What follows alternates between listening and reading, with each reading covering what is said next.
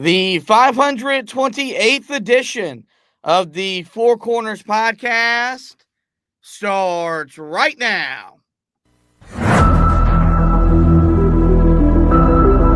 This is the Four Corners podcast. And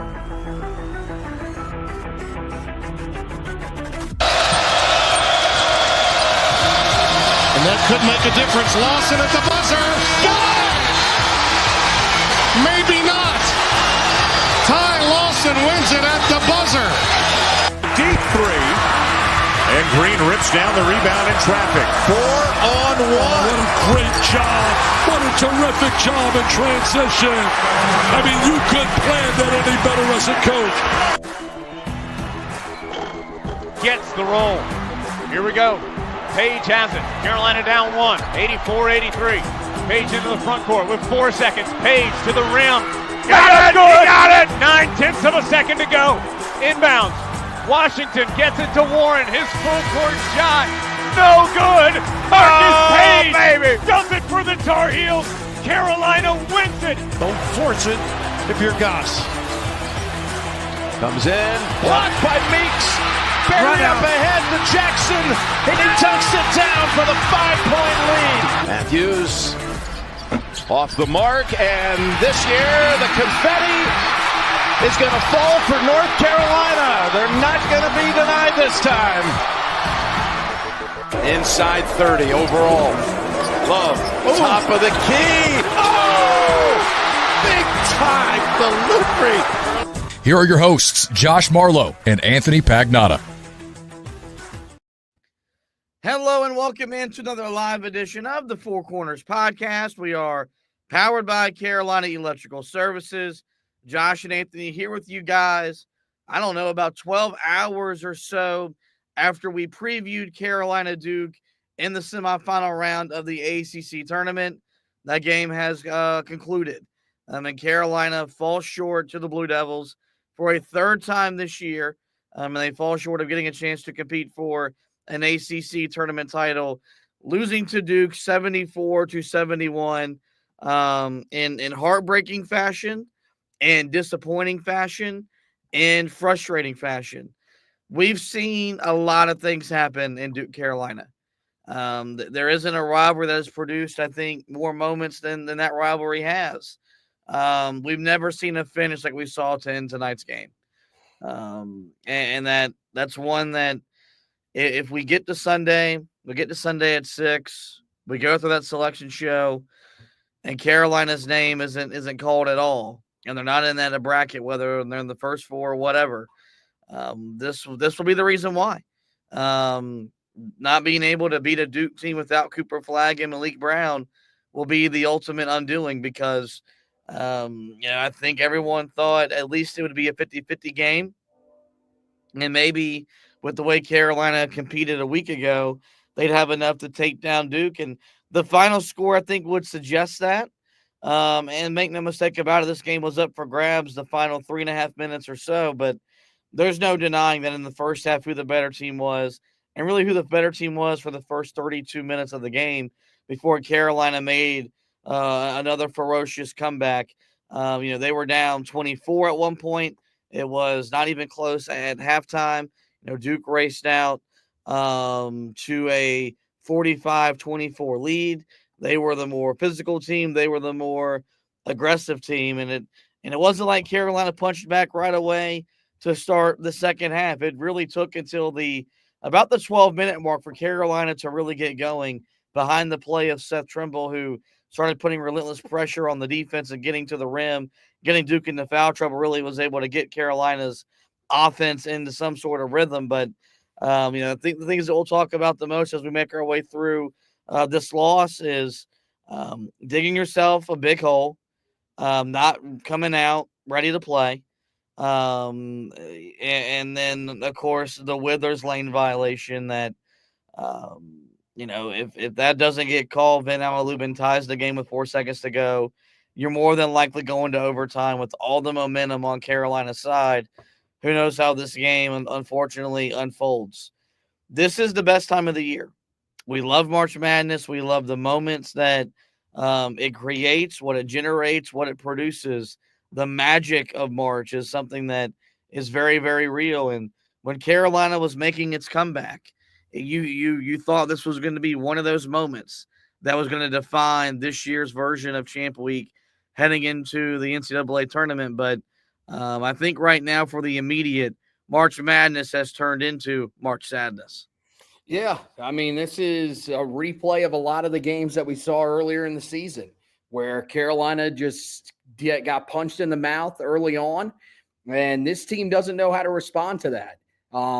They crumble, and you could say that that's on the head coach. It's really more the mentality of this team. This team's soft, man, and they've shown you that over and over and over again.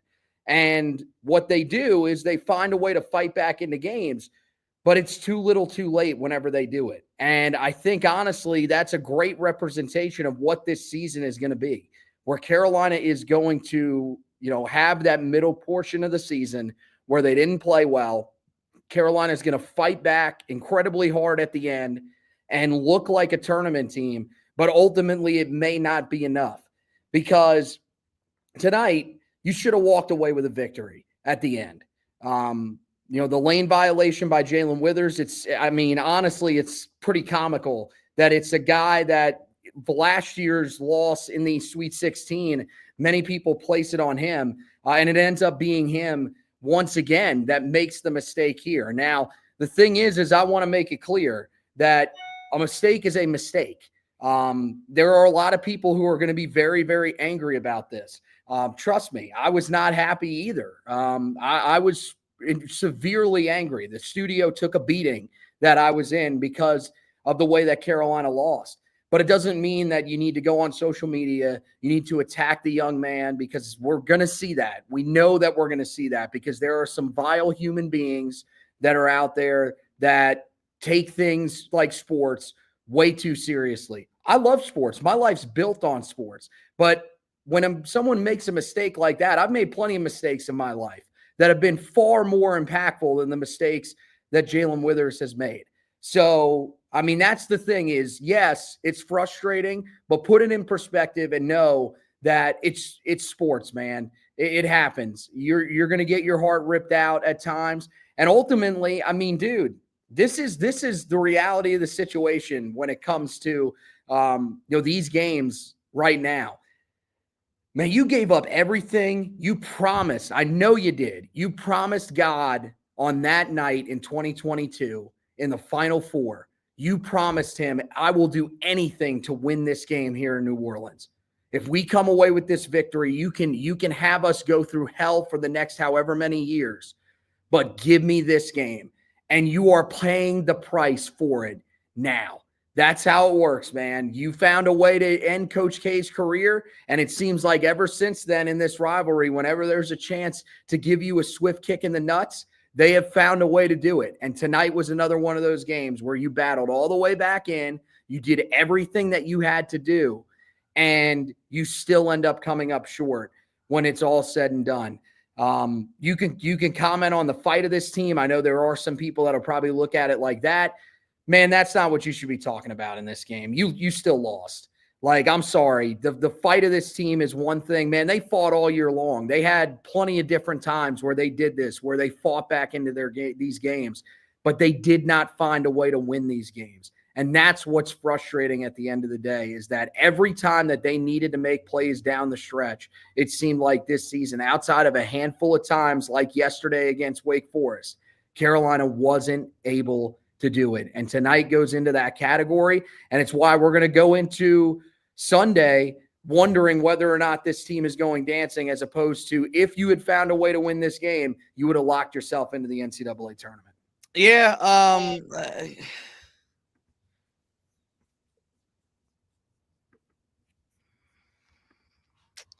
This sucks.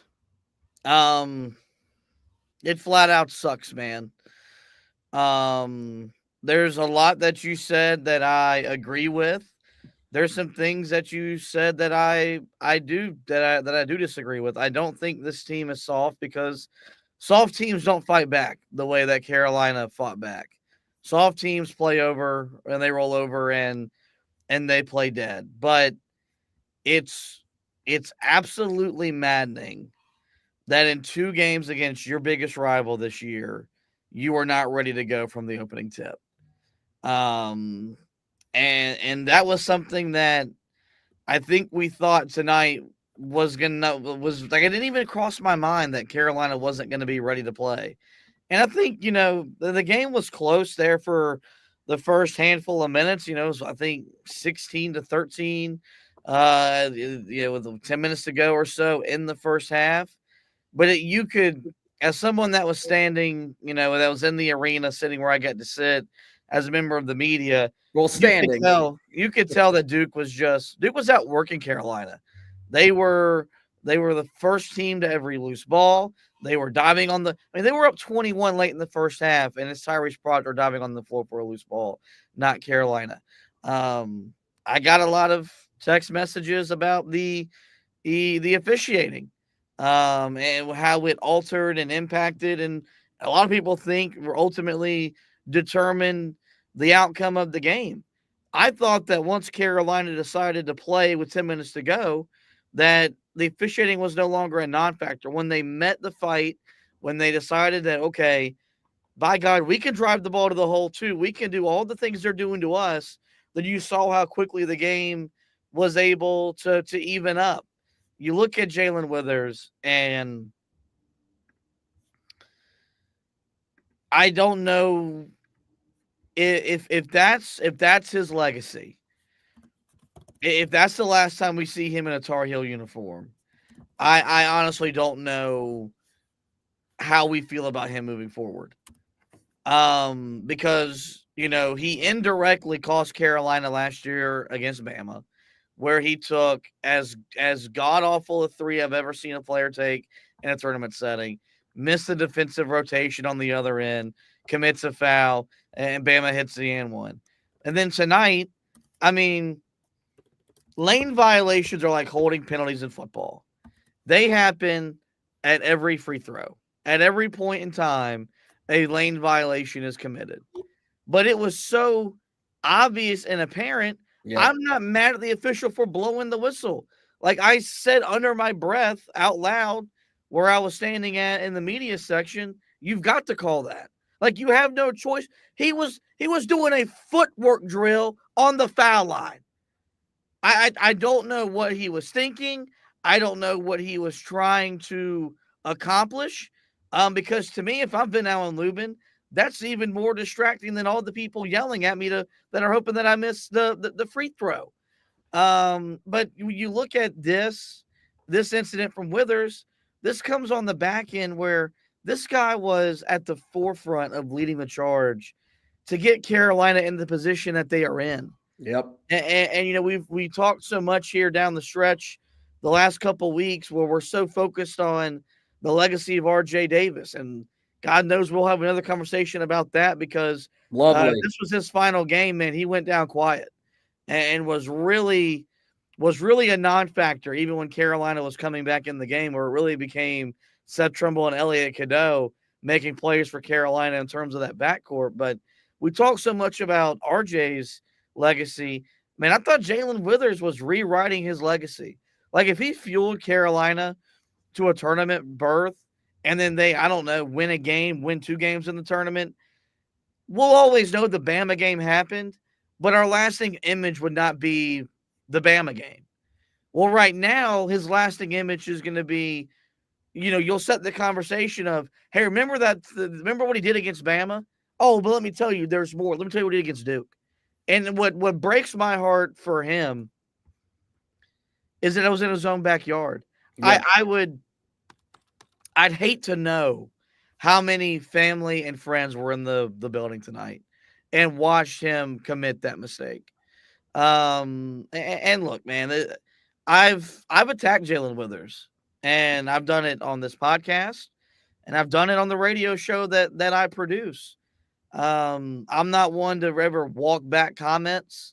I'm not one to I'll apologize if I need to be, but I've got a platform, I've got an opinion, and I'm going to make it known. But like the last thing I want to do is sit on here and criticize Jalen Withers. Like that's the last thing I want to do, because his mistake is only magnified by what was at stake, which was a chance for Carolina to tie the game, force overtime, and go and play for an ACC tournament championship had they advanced. Carolina did not lose the game simply because Jalen Withers committed a lane violation.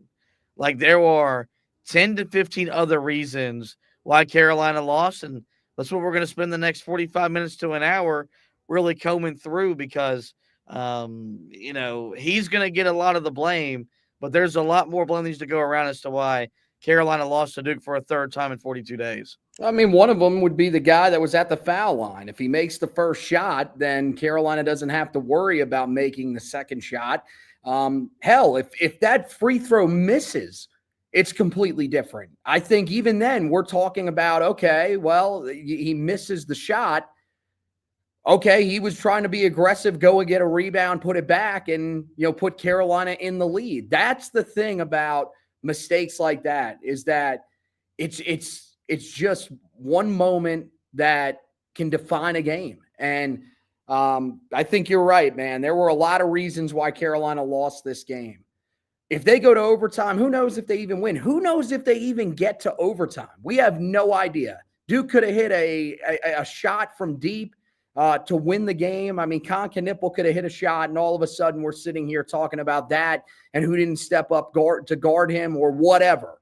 But unfortunately for him, this moment happens. And like you said, for it to happen in his own backyard, this is a building he has played really, really well in. Wasn't great in the game against Florida earlier in the season, but for the most part, he had been really freaking good in this building. He was really good here last year, and in the 2 games that he had played so far in the ACC tournament, he had been really good, had made some very impactful plays for Carolina. Tonight, he makes an impactful play, but unfortunately, it's a negative one, and it's one that's going to stick around. But yeah, I mean, you got to look at the rest of this group.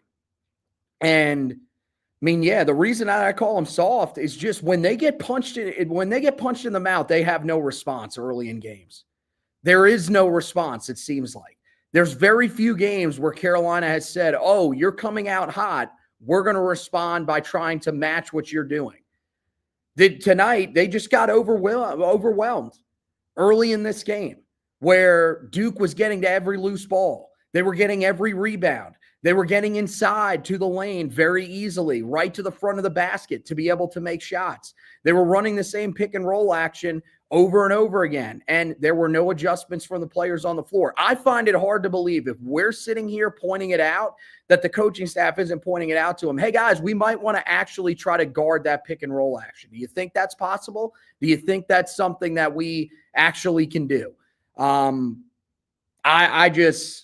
I don't know, man. This team is as frustrating as it gets, and it's why if they don't go to the tournament, it's going to be one of the most complex teams that I think we have ever had to break down.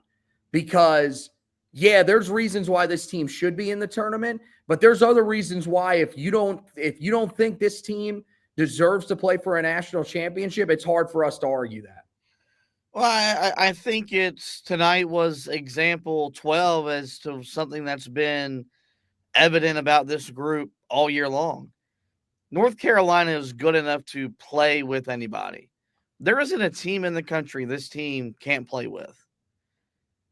But North Carolina can't beat anybody in the country. And that's not good enough here. Playing with the best teams in the country is not acceptable. Yep. We're supposed to be one of the best teams in the country. B, we're supposed to beat the best teams in the country. And what they did tonight was, I think, the one thing they could not do, which is they gave the committee enough to strike up a conversation to justify leaving them out of the tournament. That was the one thing they could not do. If this thing goes wire to wire and Duke doesn't build a 24-point lead, I would probably come on here and say I would still be very confident that Carolina goes to Dayton, but Carolina makes the tournament. I don't know how I feel right now. A lot of it is we're gonna have to see how the other results around the country fall. Does Carolina get the help that now it desperately needs to really ensure they can stay on the right side of the NCAA tournament bubble? But that 1-12 thing, it's not going away, man. That was the talk of the town on Media Row when there was 45-24 at halftime, which was how do you justify putting in a team that's 1-12 in quad one into the NCAA tournament?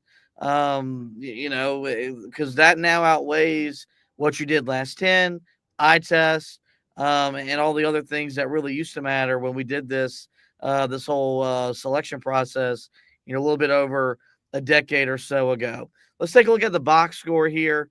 This is going to be a free-flowing podcast. We're going to see where this thing goes, man, as we talk through this loss with you guys here late on a Friday night.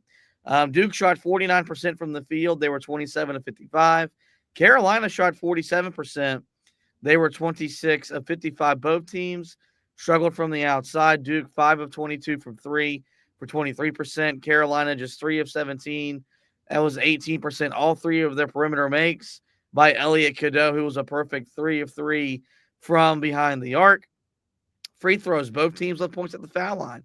Duke 15 of 22, 68%. Carolina 16 of 24, 67%. Duke with 13 turnovers that led to 17 points for Carolina. Carolina 12 turnovers that also led to 17 points for Duke. Rebounding, Carolina much more competitive tonight than they were a week ago. 34-31 in favor of the Blue Devils. It was 24-21 on the defensive glass. Both teams grabbed 10 offensive rebounds. Second chance points 12-11 in favor of Carolina. Bench points 19-16 in favor of Duke. Points in the paint 44-40 in favor of Carolina. Fast break points 11-7 in favor of Carolina. And both teams had 13 assists on their respective made baskets. The game was tied 3 times. There were 7 lead changes. All in all, though, Carolina led for just 1 minute and 55 seconds. The perimeter shooting tonight, that's the Carolina team we saw from November until mid-April or mid-February. That's the Carolina team we saw. And look, they didn't shoot the ball well yesterday from the outside. I thought they got timely perimeter shots when they needed them, mainly from R.J. Davis and Jalen Withers, but it wasn't the best shooting performance from Carolina in the win over Wake Forest. We talked about coming into tonight's game, you had to make perimeter shots, and you had to have balance within your perimeter scoring. The only guy that makes a perimeter shot is Elliot Cadeau, who had maybe the best game he's had maybe since the beginning of the season, but everyone else 0 for. R.J. Davis 0 of 3 from 3. Drake Powell 0 of 3 from 3. Vin Allen Lubin 0 of 2 from 3. He took the final shot at the buzzer. That's a big reason why he had 2 attempts. We won't talk about the other one that he completely airballed. Jalen Withers 0 of 3 from 3. Jackson 0 of 3 or 0 of 2 from 3. Trimble 0 of 1 from behind the 3-point line. And I think the one thing you got to do is you got to credit Duke. You got to say, look, they made life hard for Carolina.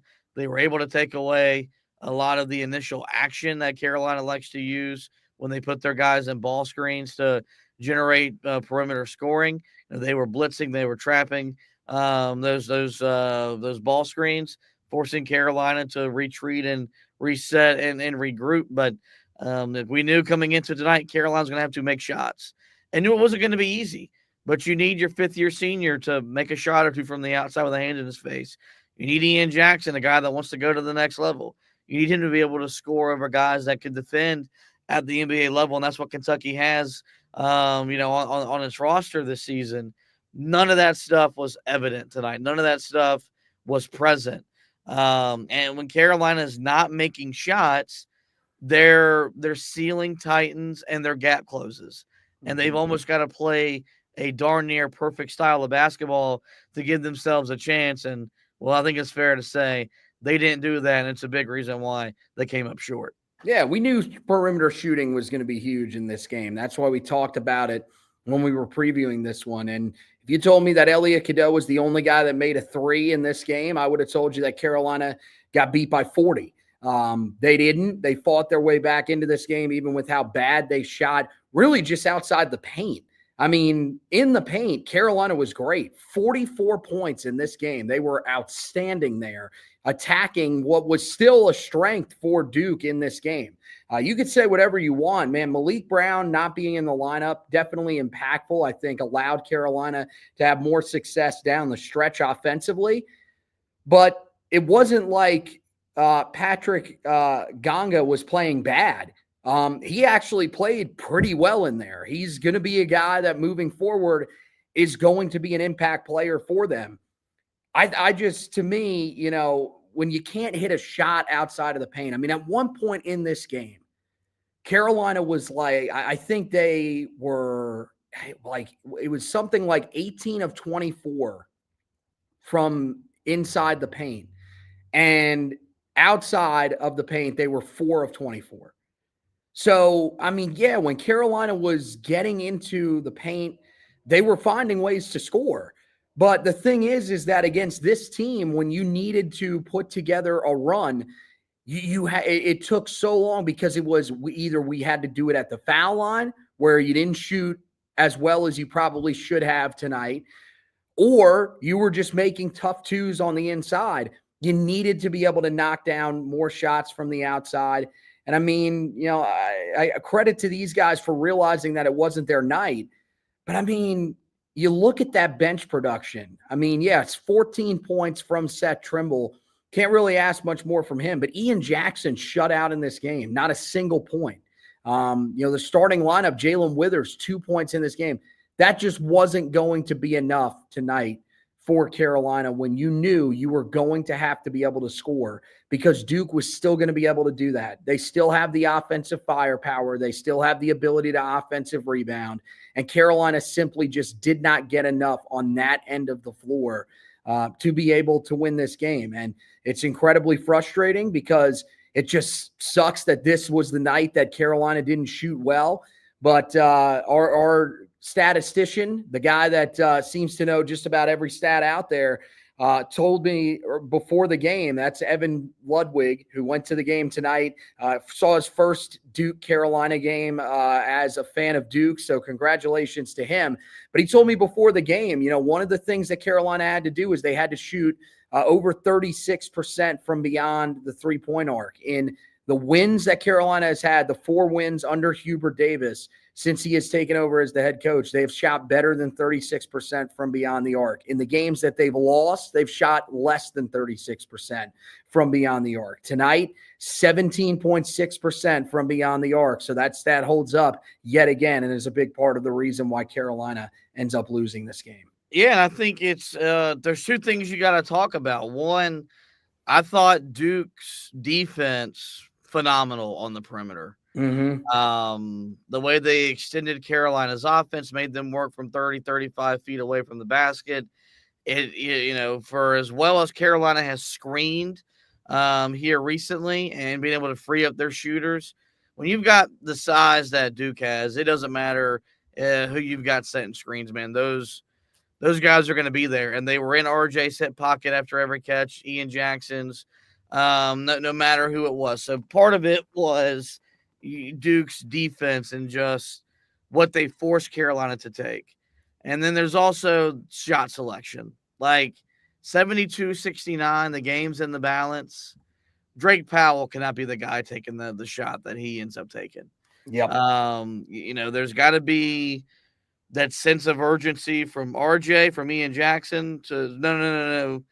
I'm going to go get the ball and I'm going to make something happen. And that just was not the case. I thought Carolina settled far too often for some of their looks from the outside, and that's a big reason why they missed them. You know, I talk about this all the time, man. The basketball is an energy source. It breathes. You breathe life into your offense by moving the ball. What killed Carolina down the stretch last week was the ball never moved. The ball just stood on one side of the court. And Duke's too good to do that. They, you know, especially with the way that they can switch everything. it doesn't matter. You've got to make them rotate. You've got to make them chase. And I thought really before Cadeau and Trimble put their head down and started driving the lane, that was their biggest issue the first 30 minutes of this game, was that the ball would stay on one side of the court and they never made Duke have to really work to contest the shots the way that Duke wants to contest some shots. And I don't think RJ Davis was nearly aggressive enough seeking his scoring from the perimeter. I mean, he only took 3 threes, scored 8 points in 38 minutes. But, I mean, it's not just him. Drake Powell took 3 threes.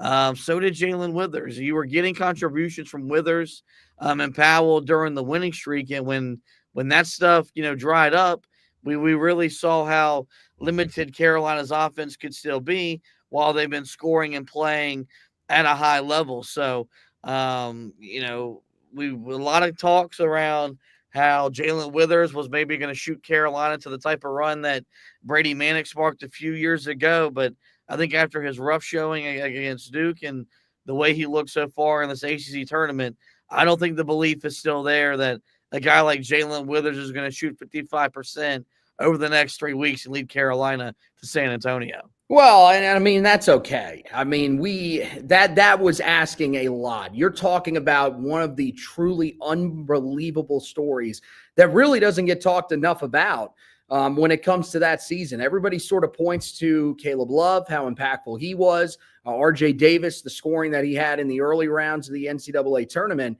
Man, Brady Manick, the jump that he made really from that Virginia Tech game on that season was unbelievable. I mean, he turned into a guy that was shooting as well as anybody that we've seen during any NCAA tournament run. So to ask Jalen Withers to do that was too much. This game, yeah, I mean, maybe you want him to try to hunt out his shot a little bit more. I think it was just obvious to a guy like him that his shot was not going to be falling from the outside. I did not personally want to see Drake Powell take more shots from the outside because I don't think that's the strength of his game. I don't think he's a guy that stands out there and knocks down, catch and shoot threes all the time. That's just, I mean, yeah, he's able to do that at certain times, but you can tell pretty early in a night whether or not that shot is there for him or not. It was not there for him. The guy that you could be the most frustrated with would probably be RJ Davis. But again, I think you just kind of knew this was not that night from beyond the arc. Duke's length, you saw it in those matchups.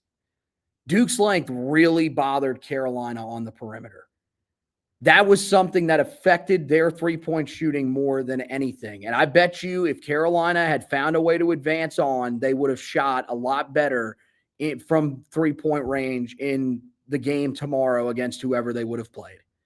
That's just how good Duke is at this point on the perimeter. And people thought that with Cooper Flagg and Malik Brown gone, that this team would magically become a lot worse defensively. I thought that, there would be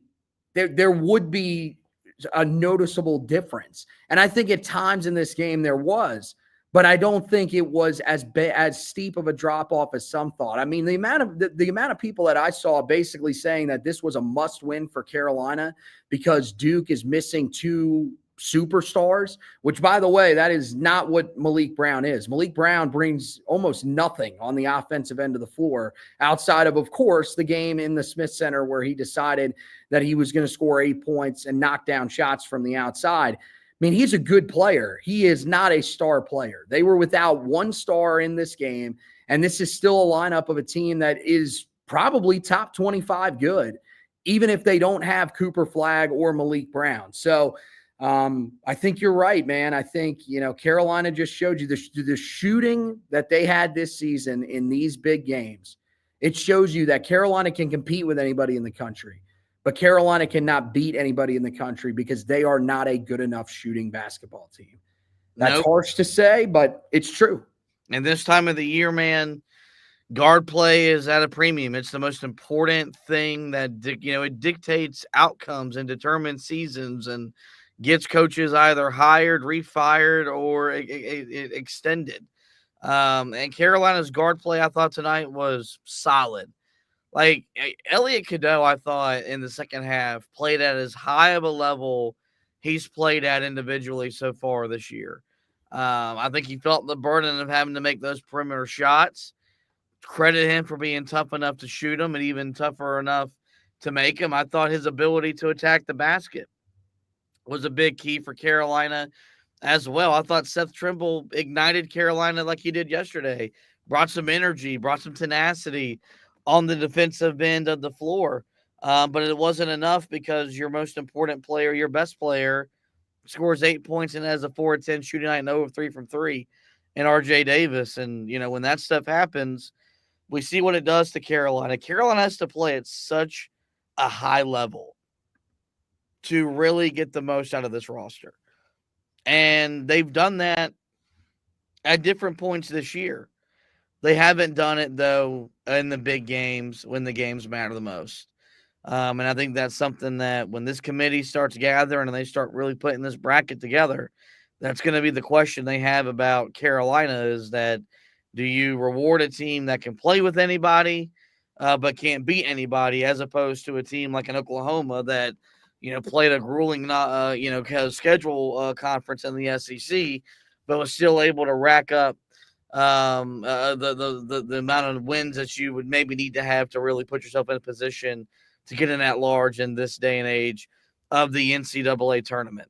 A couple more things that we'll address before we get out of here, as it's late on a Friday night. Carolina falls 74-71 to Duke in the ACC tournament. We want to thank everybody that's watching live with us right now, whether you're on the Heel Tough Blog Facebook page, the YouTube channel, or at my personal Twitter account.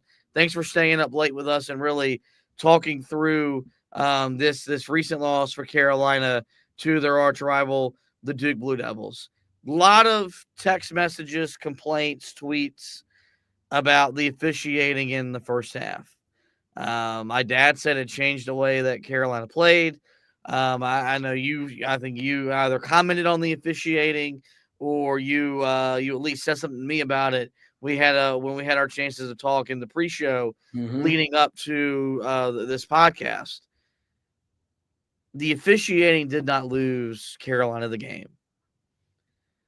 Did it impact the way they played? Yes, it did.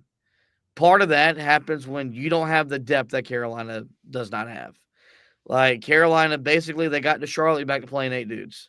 Kay Tyson, nowhere to be found really, outside of yesterday doing some defense for offense substitutions. But to me, it felt like Carolina just did not respond positively to the way that the game was officiated.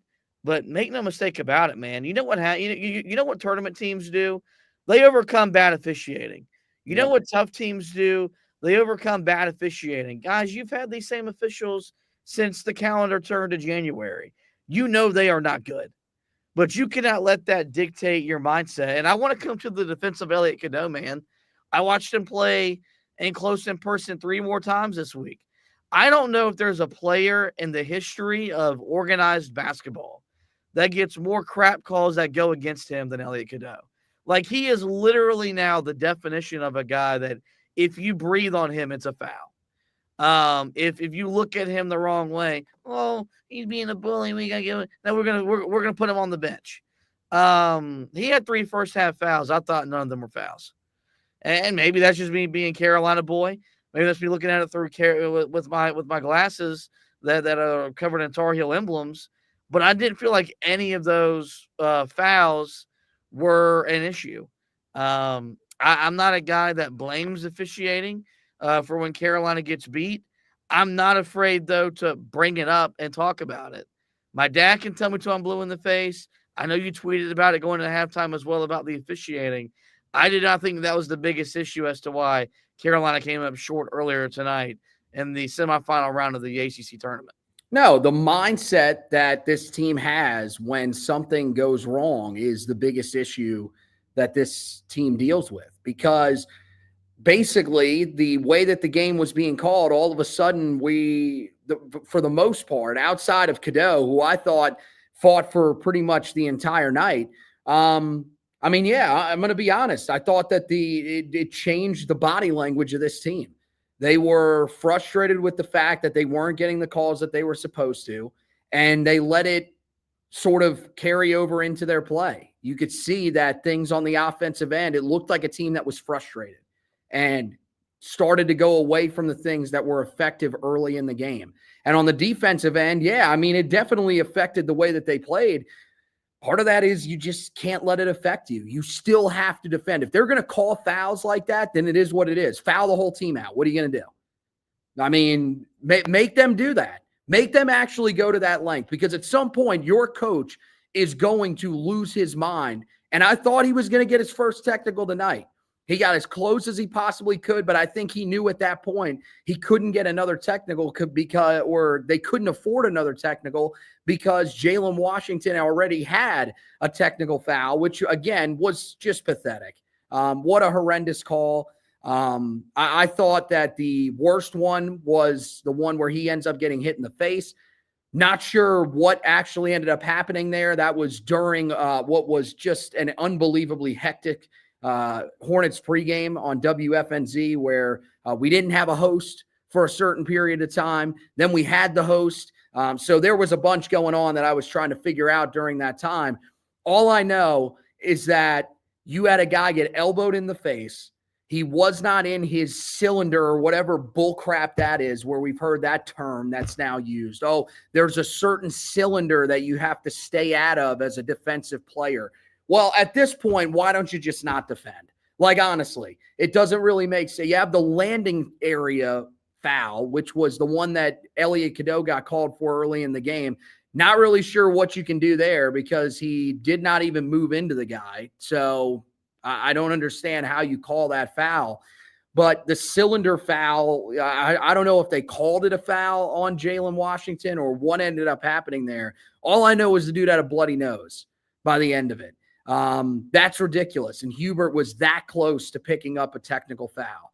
You could tell he was incredibly incensed by that call. But the team on the court really from that point forward just completely changed the way that they were playing. I mean, they let Duke take over from that moment on. That moment inspired Duke.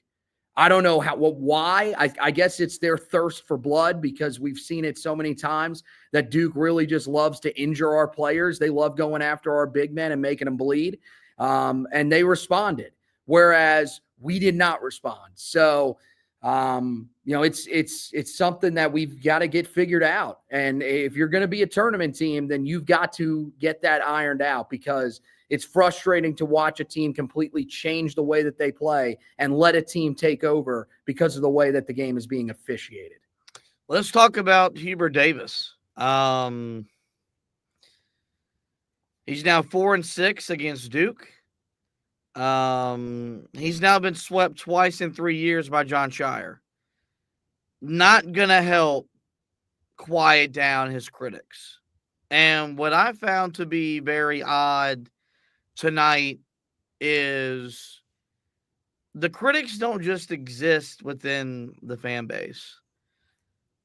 The people that cover Hubert, people that cover Carolina on a day in, day out basis, very critical of him as well. Not going to out these people because it's the wrong thing to do, but during halftime, I went down to the media center with my dear friend Nana Edwards to get a refreshment. Needed to get something to drink, grab a little snack as well.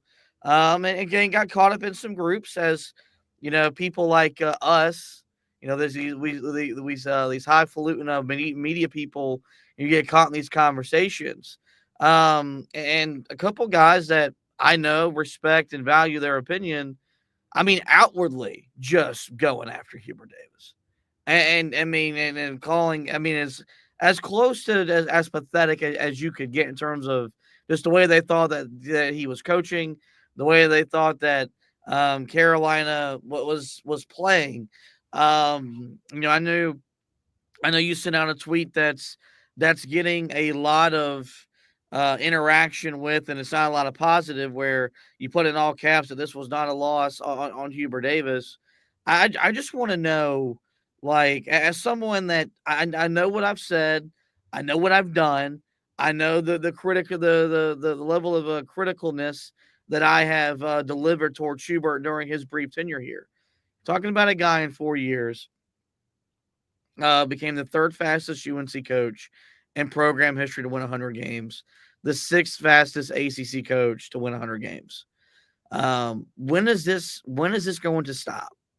Like, if they don't if they don't make the tournament, then guys, we know what next year is going to be. We know next year more than likely is going to be a make or break year. But if Carolina hears its name called on Selection Sunday, whether they go to Dayton and win or lose or not, I don't know.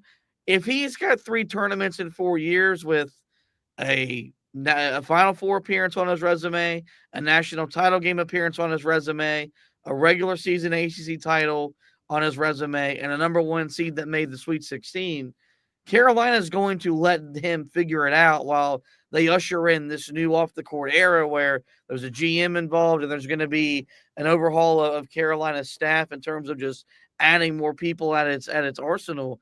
I just don't know, like, when are we going to stop doing this? Like, I watched every possession of that game. I never once thought this was on Hubert. And if I thought that, guess what, guys? I'd be sitting here talking about it right now.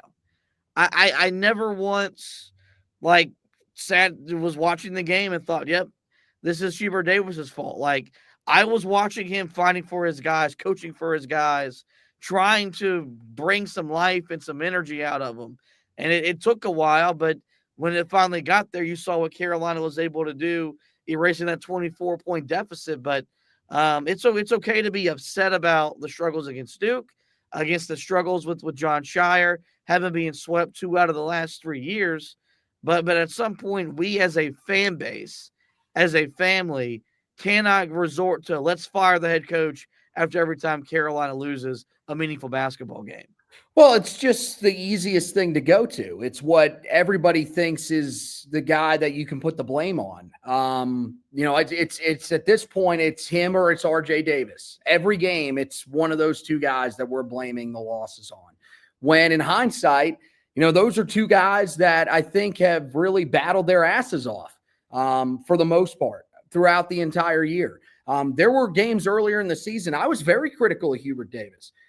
Did not like the fact that he chose not to adjust anything defensively.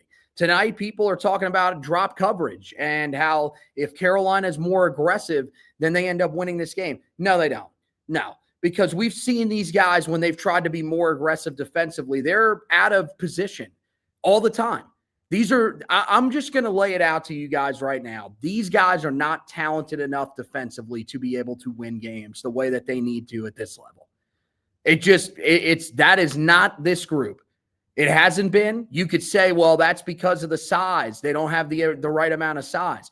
Okay, well, what do you believe on that front? Do you believe that it's because Hubert Davis is just that bad of a recruiter that people in the transfer portal are like, we hate this guy, we're just not going to go play for him?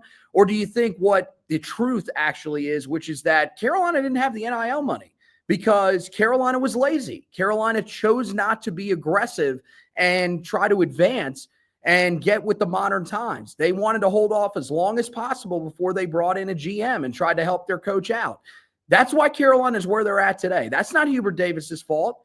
That's the administration's fault. That's Bubba Cunningham's fault, because Bubba was worried about who the hell knows what he was worried about. Wasn't football, because it took them until this year to get on that page as well. So I don't know why they thought that was the right strategy, but that's the reason that they don't have a big man. It's not on Hubert Davis.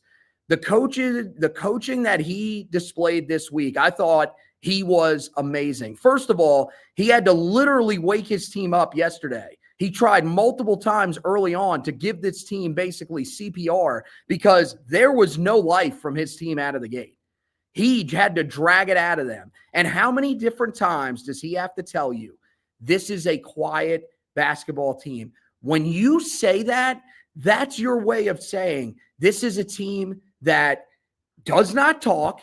This is a team that does not have any sort of attitude that you need to have out there. And that showed again tonight, man. That showed again in that first half where Carolina was getting beat up and there was no response. Where is that attitude? Last year, you had Harrison Ingram and Cormac Ryan. They could have been down 50, and these guys would have been talking smack if they made a simple play. If they deflected a ball out of bounds, they would have gotten in your face and told you to where your mama could shove it. I mean, that's the type of players that you have last year. This year, you've got guys that literally don't want to talk to each other on the floor. So what is Hubert Davis supposed to do? Are him, Sean May, Brad Frederick, are they literally supposed to walk out, grab the guys by the rear ends and tell them, this is where you're supposed to stand. This is how you're supposed to defend. What is this, peewee ball? No. At some point, it's on the players to step up and execute. And when the same thing keeps happening over and over again, it just shows you that this group, man, they don't have the right mentality, man. I'm sorry. They don't know how to start games right. And you can coach that as much as you want, but it's different when it's game day. You could coach it in practice saying we need to be ready from the word go. And in practice, they might be ready. But when they get out there and they are underneath the lights, we saw it countless times this year over and over again, where this team, these guys simply weren't prepared and ready to go. And it's simple stuff. It's not that we're not prepared for what the other team is doing. No, it's we're turning the ball over at a high rate. We're not making the shots that we need to make. We're not following assignments. We're leaving guys wide open because we're not communicating enough on the defensive end of the floor. When those are the things that are happening, and it's very, very obvious that that is what is happening if you actually watch the game. I know it's hard when your head's up your ass to actually see what you're supposed to be seeing in these games. But this is the same thing we did with Roy, man. And I'm sorry, I don't want to do this crap again, where we have to go every game and choose to defend. And again, we've been very critical at times of Hubert Davis because I do think there's areas where he has to get a little bit better. I do think that there were times early in the season where he slumped his shoulders, but he has coached his rear end off here down the stretch. You need to, as a Carolina fan, I don't care what side of this argument you are on, you should be pointing that out. You should be realizing that he has been coaching hard. But I don't think that people really believe that. I think people believe that he does not care about this program, that he likes the fact that Carolina is not successful. And again, these are the same people, man, that tried telling us towards the end of Roy, man, Roy just ain't got it no more. We need him to go into retirement. Well, guess what? Can I revisit that? Because I'd love an update on where those morons are at. Do you still think that that was the right move? Because you hate the other guy even worse than you hated him. And it's no matter what happens, you always have some sort of comment on Hubert Davis. Maybe watch the games and break down the kids. Guys, they're getting paid money now, so you can be critical of them.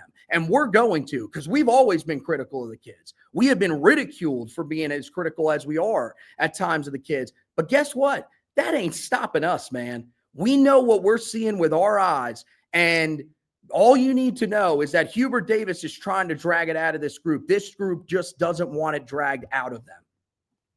Yeah, I think it's just important to remember that he is still just a fourth-year head coach. And he is still very much learning on the job. It's hard. It's a hard pill to swallow watching him get out coached by Jon Scheyer. But in the long run, like it in the immediacy, it sucks. Losing to them sucks. There's not a worse feeling in the world than losing to them. It's good for the rivalry. It keeps the hatred, the fever alive. And, that atmosphere tonight, I mean, obviously, I've never been in Cameron, but I've now been in 2 Duke Carolina games in a week. It wasn't what it was in Chapel Hill because it's a 50-50 crowd, but, you could feel it. There was trash talking that was going on. And so, yes, he's struggling against our arch rival right now. And you don't like seeing that, but part of it is Jon Scheyer, A, is a really good basketball coach, and B, positioned himself better right away to take over for a legend. Hubert Davis did not have the resources that Jon Scheyer has, and it did not put the best staff around him the way Jon Scheyer did when he became Duke's head coach, and so those are things that have helped elevate Shire to the position that he's at, where he's now swept Hubert 2 of his first 3 years on the bench over there in Durham, which is not an easy thing to do. Couple more things we'll talk about before we get out of here. I know it's late, but we got to address, I think, these 2 things before we shut it down for the night.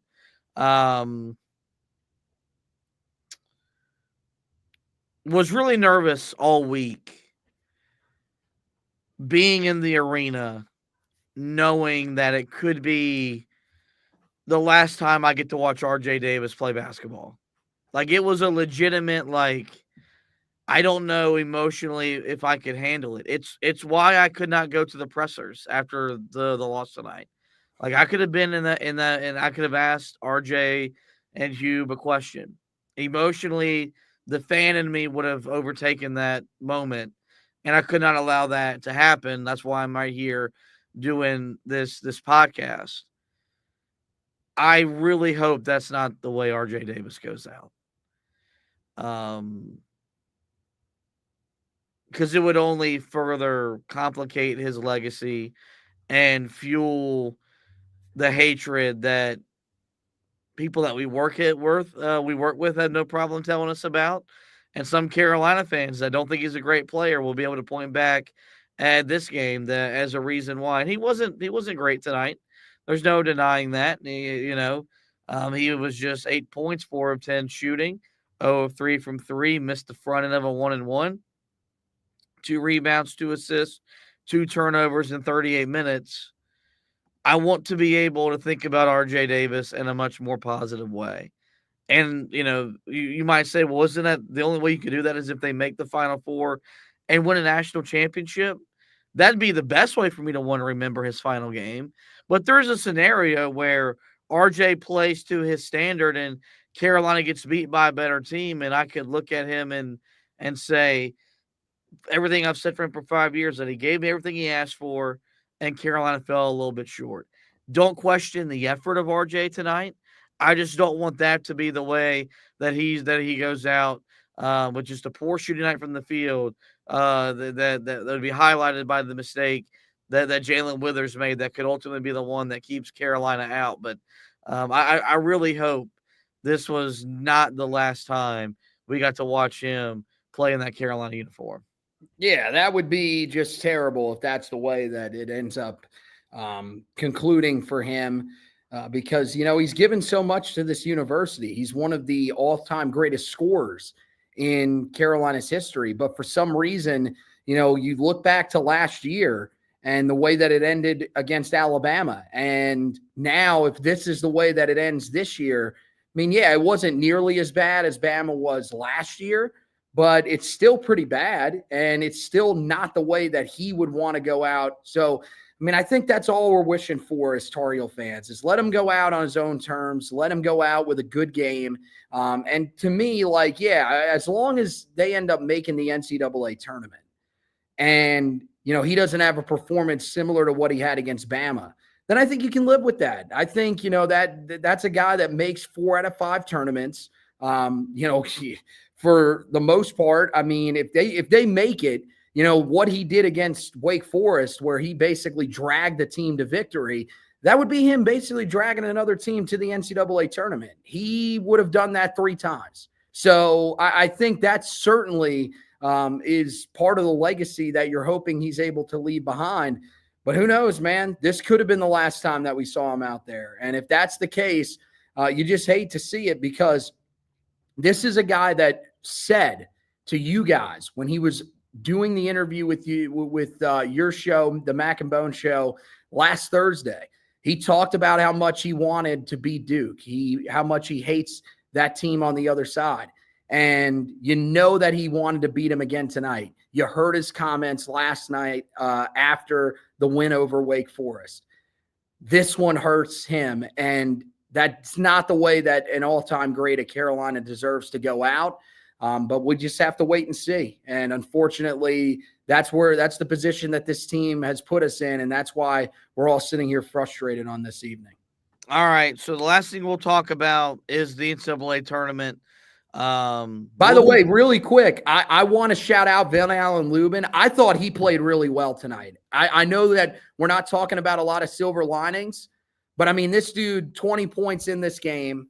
I thought at times where it seemed like nobody else was giving Carolina anything offensively, he was. Another double-double, 6 offensive rebounds, and was 8 of 11 from the field. I know he ends up missing the free throw at the end that had some people frustrated, but he ultimately made the second one and would have at least had a chance to send Carolina to overtime. Carolina would have had absolutely no chance in this game if Van Allen Lubin doesn't play the way that he does. So shout out to him, man. He really grew as the season went along. And I think I speak for a lot of Tar Heel Nation just judging off of what I saw during the game when I say that we kind of you want him back next year because I think he's grown into a pretty valuable player for this squad. Absolutely. No, Carolina needs to go get a bigger big. They need to get a little bit more size. You need Van Allen Lubin back because I think he brings a toughness to this group. I thought down, in this ACC tournament, you could see where he excelled, which is, cleaning up the offensive glass. He's got to become a better big where when he picks or when he rolls off of those pick and rolls, man, he can catch those passes cleanly and either lay it up, dunk, or draw a foul and not lead to so many turnovers. But this is the version of Van Allen Lubin I believed in back in the summer. And it took a while for that guy to show up, but we've talked a lot about Jay Witt and Jalen Withers and fueling Carolina's late season surge, better perimeter shooting. Van Allen Lubin has not gotten the credit he deserved. And I thought he competed as well as he could tonight, given the size and length of Duke's front court. It's just not going to get the praise it should get, given the fact that Carolina got beat. Last thing we'll talk about before we get out of here is the tournament.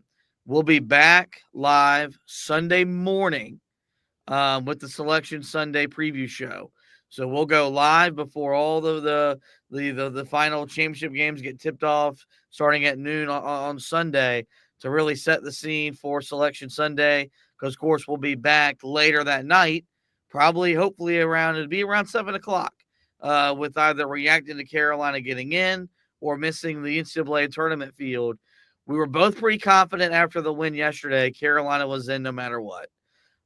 Said that if they beat Duke, it would all but secure themselves a spot, but we're still pretty confident that Carolina was going to make the tournament after the win they got yesterday over Wake Forest. Does your mind go to a different place now, considering the fact that Carolina was down 24 points to a Duke team without Cooper Flagg and Malik Brown? Yeah, it's hard not to. I mean, it's hard not to think that that could be held against Carolina. But I think it also shows you that if Carolina had won, they were going to try to hold that against them. I think that on paper, Carolina is for the most part a tournament team. I think the one area that you look at is that quad one section where Carolina's 1-12. That's the reason why if they left Carolina out, it would be hard for me to argue. But I do think if you just look at this team, this looks like a tournament team. Because as I said, I think that without Cooper Flagg and Malik Brown, where do you ultimately think that Duke would be this year in the ACC? I still think they would be a top 3 team. If not, they could still win this conference. They're really just that talented. They've got that many guys that can come off the bench. I mean, look at the depth pieces, guys that were able to contribute tonight. So, I mean, and again, that people are going to say that that's just because we're homers, we're trying to hype up Duke. No, Duke is a legitimately great basketball team. Like they are a team that right now going in, it's probably the favorite to win the national championship, even with what has happened with the SEC teams this year. What they've done, especially in the last 2 weeks or so, I think really shows you that they are a legitimate national title contender and probably should be the favorite going in. So, now we're going to have to wait and see from a Carolina perspective. Does this end up hurting? But I do think that the fact that you were down the way that you were, you would have liked to avoid that in this game. And that probably will be taken into account for Carolina along with the 1-12 in quad one. Yeah, look, the biggest thing I've been arguing the last 2-3 weeks when we've talked tournament, we've talked brackets, is the committee having to set a precedent. Do you put in a team with one quad one win, or do you put in a team that's 6-12 in conference play into the tournament? I think they're going to do both, and which I think would benefit Carolina if that ends up being the case, because of course they would be getting in. But I do think Oklahoma is going dancing. I do think Oklahoma is going to hear their name called. I don't think with the loss today, Texas is going to go to the NCAA tournament, but Oklahoma goes 6-12 in the regular season in the SEC. They pick up, I think, one win in their SEC tournament before they lost last night in heartbreaking fashion to Kentucky. So I do think they're going to get in, but I still think Carolina gets in. Boise State won tonight, so they're now into, I believe, the semifinal round of the Mountain West tournament. That's got to be a team we keep our eye on as we move into the weekend here, as maybe a team that could sneak up and get Carolina out of the field. The Heels might be the last team in the field. RJ said it. Not quite sure if Hubert made his case for Carolina or not. But Carolina passes the eye test, despite not having a large number of wins. This is a team that's won 8 of their last 10. They've played at a pretty high level. They've competed at a really high level. They have the look and the feel of a team that you could send anywhere right now in the country, and they would justify being in that position to have a chance to play for a national championship. Had they won tonight, I think they would have all but secured themselves a spot, and we would have been talking about maybe a ACC championship serving as a way to move Carolina solidly into the field and maybe onto that 9 line come Selection Sunday. Ultimately, that was not the case, but I still sit here today, and I still think Carolina's a tournament team. And if I didn't, I would tell you, because I told you 2 years ago that team wasn't a tournament team. I think this team is. And now we just got to hope that they get enough breaks to fall their way the rest of the weekend that they can still hear their name called on Selection Sunday when that tournament show starts at 6 p.m. over on CBS. So that's going to wrap up this edition of the podcast. In the meantime, guys, I'm going to encourage you to visit the website, HeelToughBlog.com. The recap article will be posted tomorrow, so go back if you want to torture yourself, read about Carolina's heartbreaking loss to Duke. We'll have a Selection Sunday article for you as well that will outline where Carolina stands going into the selection show, and then no matter what happens, whether Carolina makes or misses the field, we'll have you covered. So it's a busy weekend. It's a busy time of the year for the website. Make sure you visit it every single morning, afternoon, and evening, of course, for the best Carolina basketball coverage, but also the best Tar Heel football coverage. As for the podcast, you guys know where to find us. Every major podcasting platform, simply search the Four Corners Podcast. It will pop up there. We encourage you guys, rate, review, and subscribe. That way you don't miss any editions of the show throughout the remainder of the season. So with that, guys, this is going to wrap up this edition of the show. I do want to thank Anthony once again for hosting with me. We want to thank you guys for watching and listening. And as always, go Tar Heels.